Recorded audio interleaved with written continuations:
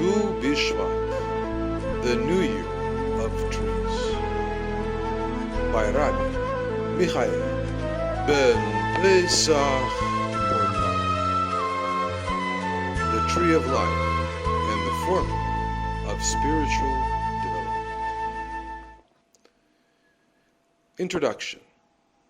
Year after year, Jews celebrate the New Year of the Trees. It is curious that other holidays and special days of the year are more or less extensively described by our sages. And in Hebrew, it's chachamim, of the word chokhmah, wisdom. These are usually mentioned in the Torah itself. But about this special day, we are told hardly anything.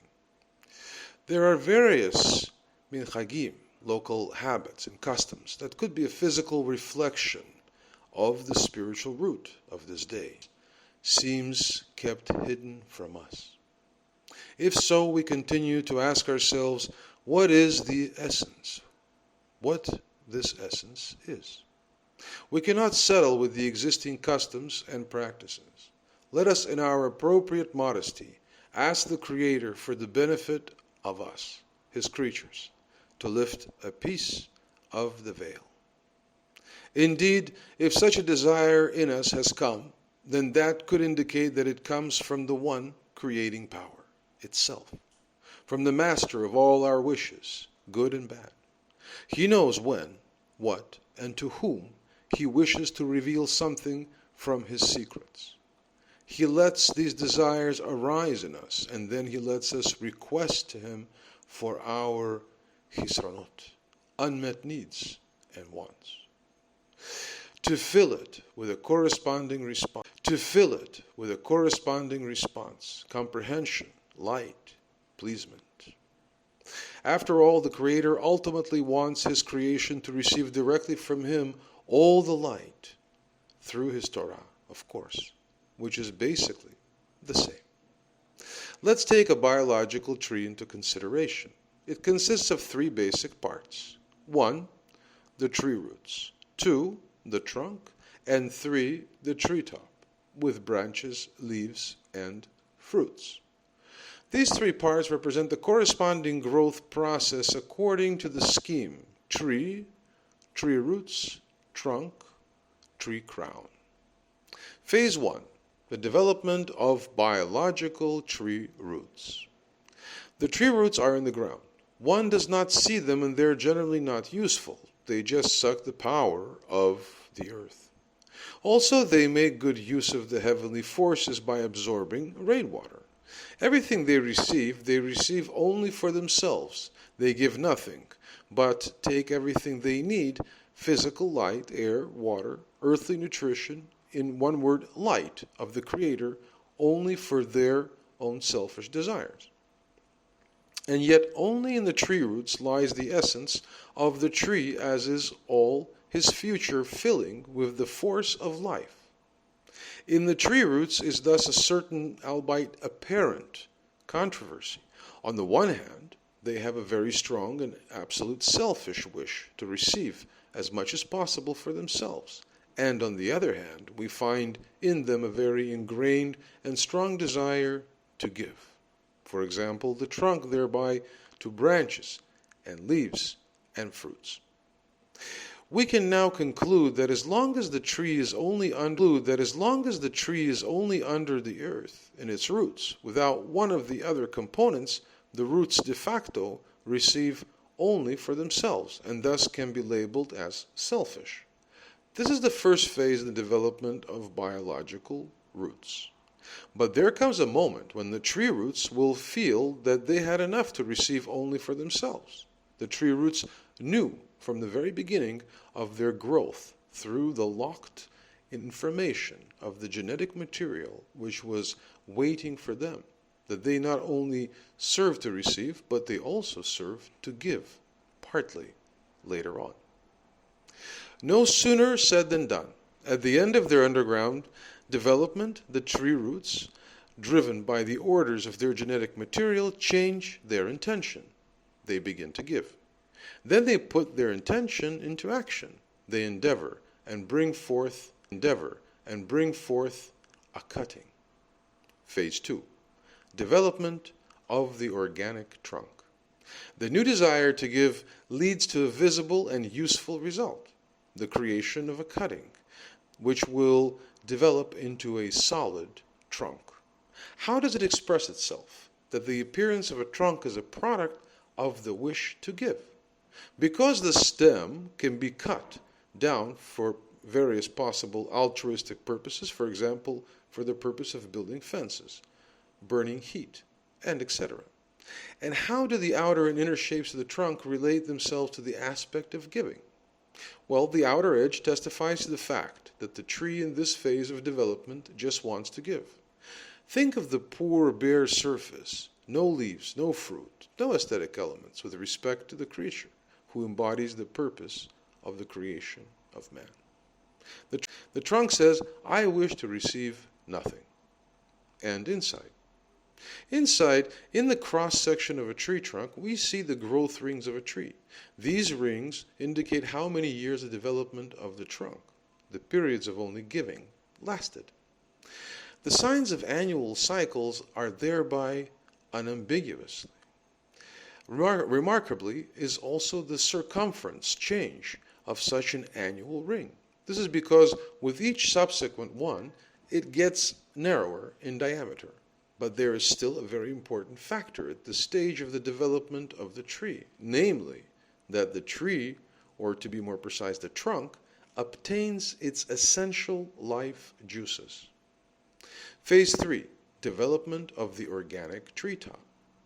When a trunk completes his general development, then there starts to appear leaves and later fruits above him, being his head.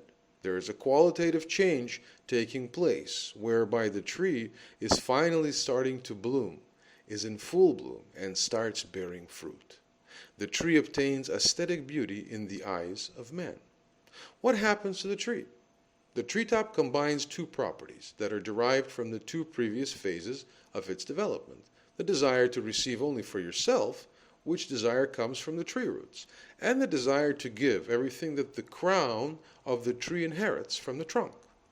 And the combination of these two brings an organic tree all the beauty, because a tree thereby accomplishes its share in the plan of creation, on this type of creation. Also, here in this phase, there is a complex development. For example, the fruits of the early years differ in the respect from the fruits of a 3 or 4 years old tree. This is thoroughly explained in the law. The whole development of a tree in all its phases can be seen as a development of kilim, organs of perception, of a creation called tree, for the purpose of receiving the light. This development takes place from bottom to top, seen from the perspective of creation, so from the lower to the higher. The lower the receiver of light, the pleasing of a tree, is situated, the heavier the wishes he has. So the tree roots, the most lower layers, kilim, crave to soil nutrients, moisture, air, and light. The trunk has less passionate nature. His connection with the tree roots is more or less all he needs. He does not want to be hindered by insects that pest the tree and wishes mild weather. Yet he does not crave for that. The happy leaves and the fruits have even less wishes. In other words, from the canopy from above to the tree roots down, the power of the requests, the kelim, are stronger. But seen from above, from the side of the light that spreads, the weakest light comes both in quantity and quality, eventually in the most powerful kli, the wish, because of the reversed relationship between kelim and light. The three parts of the spiritual tree of lives are seen from this perspective as the crown of the tree as the rosh, the head, the trunk as the guf, the body, and the tree roots as sof, the end part. Now that we have gone through the development process of an organic tree in itself, whereby we primarily concern ourselves with a tangible image for the purpose of describing the spiritual root of the tree of life, we now proceed to the actual issue that attracts our attention, and what we are really interested in. the spiritual development process. We will see this through his spiritual root, the tree of life and the way of life of Moses, which also consists of the same three phases. The tree of life, or the three stages of spiritual development of creation. Phase 1. The roots of the tree of life to receive for himself the phase Mitzrayim, Egypt. When each child is born, then soon Pharaoh's daughter comes and carries it away to the place of Pharaoh. However, she wants that the child is first fed by his own mother, but then it certainly must be taken from his mother to be brought up in the palace of the Pharaoh. The real mother who should raise the child with her breast is the altruistic principle that the soul sucks in the sparks of the altruistic wishes. The daughter of Pharaoh, the head lady and servant of the kingdom of wish to receive without giving anything in return, is an understanding force of her own selfish world. Similarly, as with biological tree, she is also convinced by in her and in creation itself inherent genetic spiritual material that the child which she knows is a Jewish child. So a soul with as basis the altruistic desire in the very early stage of its spiritual development should first grow these selfish desires in the house of the Pharaoh. The child must still go through all the stages in this kingdom. So just live in this world and only observe it, which in itself is a positive thing. First, there needs to take place a process of becoming egoistic. And this process is from top to bottom, in the sense that man is increasingly going to feel independent and selfish and act accordingly. It begins the normal life, so settle for lesser and lower needs such as food and drink and sex. Then it is about the desire to obtain wealth and power, and then tribute. And finally, the last and highest desire of this world is the desire for science. So Moshe spent 40 years of his first period in Mitzrayim, Egypt. The gematria value, the numerical value, Mitzrayim, is 380, and it consists of two parts, 365 plus 15, also known as the 365 regulations, the forbidden selfish desires, which one for the time being may not handle, plus 15, which is part of the four-letter name of the Creator, Yud-Keh, the Shekhinah, the Divine Presence, which together with the Jewish people went down to Egypt. I will go with you into slavery. Having taken all the ingenuity of Egypt in himself, Moses was filled with light and joy that the house of Pharaoh offered him. He then decided to push out all this light and to never receive it again. Hereby, the first stage of his spiritual development was completed. Actually, from this point, the active spiritual development starts.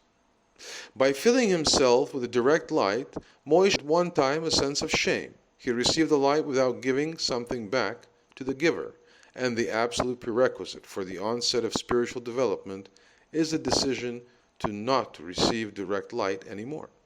It started here, and Moses went out of the palace to see how it went with his brothers. The altruistic desires began to awaken because he killed the Egyptian, in himself, of course. I, from now on, wish nothing for myself, Moses spoke to himself, and he had to flee from Pharaoh. When man is determined to stop receiving for himself, he must flee as far as possible from the Pharaoh and his people, since he has no or only a weak masach, an anti-egoistic screen. He is subject to the danger of being seduced already by seeing objects of pleasure. On the other hand, to push out the light, pleasure, from yourself, you first have to receive it. That is therefore also an important prerequisite for spiritual development. The light must first come in before you can push it out.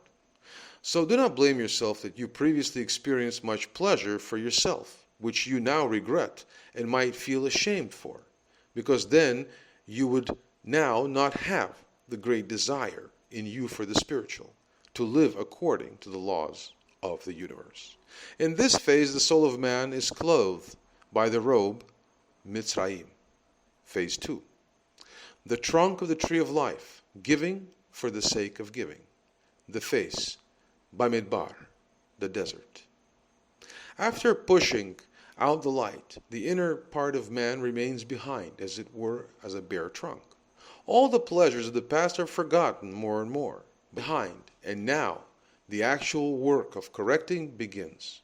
Man is helped in this aspect by the reflected light, or Hasidim, the light of grace. In this period, the person must pass many filters, which are implemented or implanted in creation itself, to grasp the spiritual. These filters are then one by one filtered out by building masahim, screens on the selfish desires.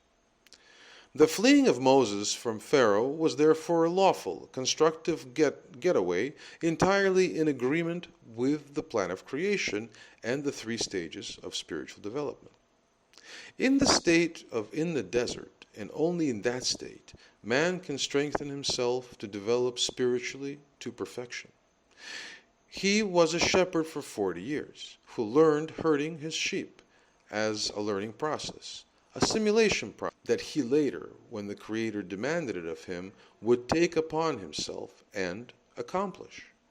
In this second phase, it often seems for man himself, let alone the environment, that he spiritually doesn't progress much. That's why you should not think of your intermediate states, because you do not know your spiritual final state. Even Moshe Rabbeinu, Moses, our teacher, did not know in his 40-year-old shepherdship, what he would become. Do similar to the biological tree. Each year, a new year ring is added, and thus the force of the trunk increases accordingly. And it is in that intermediate, not about the trunk itself, so not about the man in the stage of giving for the sake of giving, or the phase in the desert. It is about the 3rd stage, when all his efforts will yield leaves, and fruits, until the final correction. And the phase Bamidbar in the desert is therefore strictly necessary. The gematria of the word Bamidbar, in the desert, also the name of the 4th book of Moses, is therefore 248. According to the number of Ramach, 248 regulations, the commandments, altruistic desires. In the desert, you learn to deal with it, and you build the altruistic forces. So man also obtains, in this intermediate phase, each year a spiritual growth ring, until there are sufficient growth rings, seeds of spiritual steps. After that, it will then be made clear to him by a special appointment, and with the help of the Creator himself, that he finally may enter the promised, spiritual, altruistic land of Israel.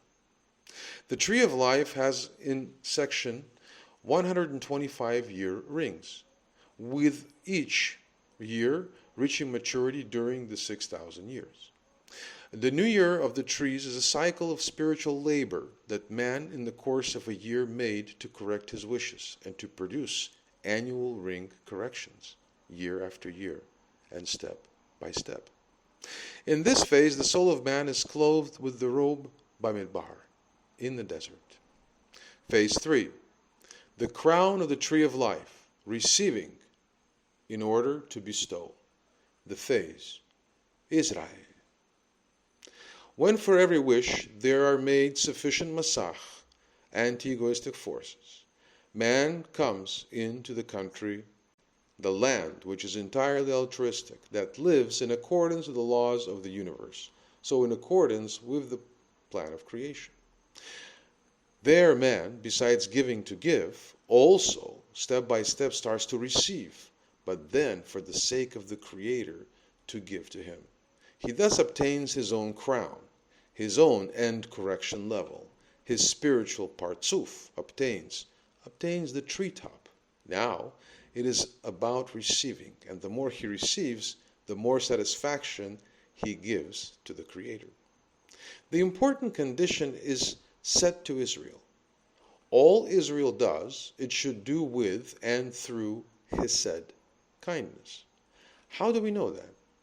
Well, because the numerical value of Israel misses the numerical value of hesed. So to be completely perfect, for the gematria of Israel is 541, and the gematria of hesed is 72. Together, that is 613.